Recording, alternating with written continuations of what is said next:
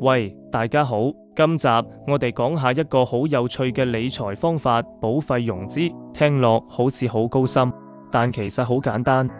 我用個港人最熟嘅例子同你解釋下。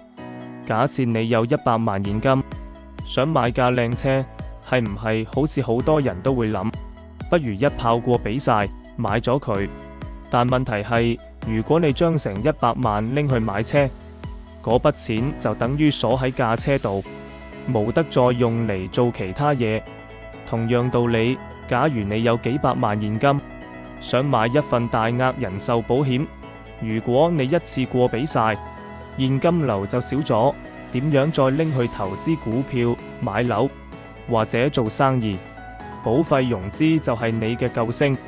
佢好似你同銀行借錢分期買車咁，你揾銀行借錢俾保費，話俾佢知，我唔想即刻俾50萬，我想借錢嚟買保單。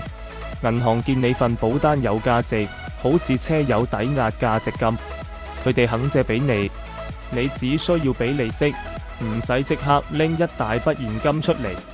咁你嘅現金就可以繼續拎去炒股、買樓或者做其他投資，保持你嘅財務靈活性。